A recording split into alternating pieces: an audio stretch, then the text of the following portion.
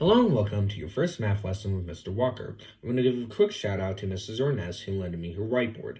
Let's get started into our first topic, which is called integers, which has 8 lessons. The first lesson is called classifying integers. The best description I can give of an integer is a whole number that is either a positive, negative, or a zero. It has nothing to do with fractions or decimals, as we will get to that in a later topic. Let me show you what the symbols look like before we actually get the numbers involved. So we have a plus sign for a positive, a 0 for a 0, and then a negative / minus sign for a negative. So this is a plus, this is a 0, and this is a minus sign. This deals with positive, this deals with 0, and this deals with negative. Now, let's see what the numbers look like for a positive and a negative. I want to get into a separate discussion with 0. So, this is what a negative number would look like, and this is what a positive number would look like. Now, notice how this 8 has a no negative / minus sign, and notice how this has a negative / minus sign.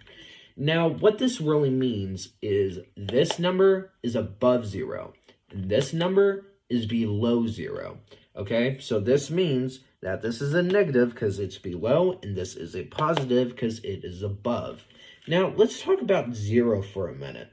What is exactly 0? Is it actually positive or negative? Well, fun fact, it's actually neither. It's actually the 0 because nothing can be above it or below it. 0 is the first number you're ever going to get.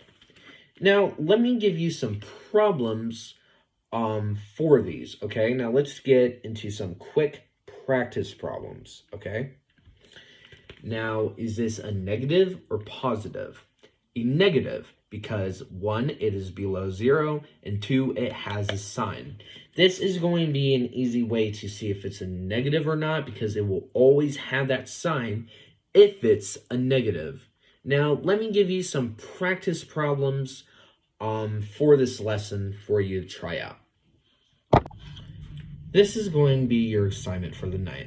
There are 10 problems here. I want you to look at the problems and guess in the comments below on a piece of paper if these are negative, positive, or 0. Remember, a negative will have always a minus sign in front of the number. Good luck on the worksheet. I hope you do well. We'll review the problems tomorrow.